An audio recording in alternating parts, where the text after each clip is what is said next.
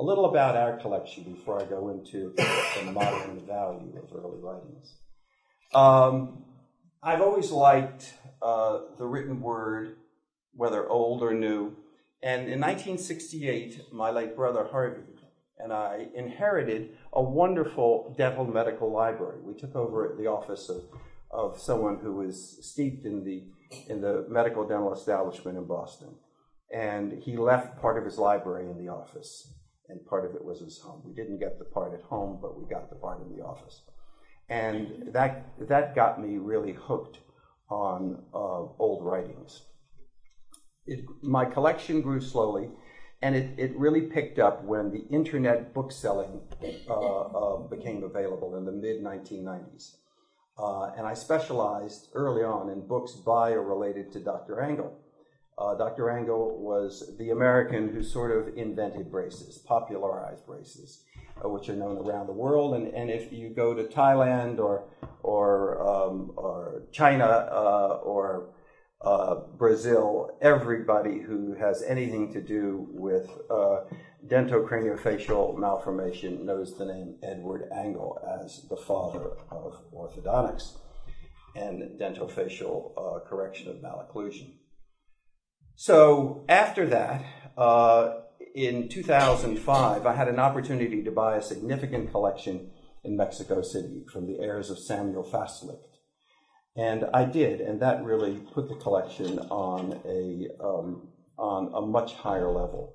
By 2006, I had 400 books from 1555 to 1930, and now the 160 best volumes from that collection, no duplicates, are here. The importance of the collection has shifted here. So that sort of is the chronology of my own collecting interest. This is Dr. Fastlicht in his office in 1976, a remarkable man who immigrated at age 21 from Poland, what is now Ukraine, to Mexico City, coming to the New World. And he always had an intellectual interest. He studied dentistry in Mexico and then studied orthodontics with Spencer Atkinson, a student of Dr. Angle's, and became the orthodontist in Mexico. He also had a proclivity for other interests. He became interested in tooth mutilation among the pre-Columbians and wrote several books, many of which are in the collection and are downstairs in the exhibit, scholarly books on pre-Columbian dental mutilation. Something that's not known to many is that his patient, one of his patients was Frida Kahlo, the greatest artist from Mexico in the 40s and 50s, and the Fastlicht family still owns 3 priceless Kahlo paintings, 2 of them with written dedications to her dental and mental therapist, Samuel Fastlicht.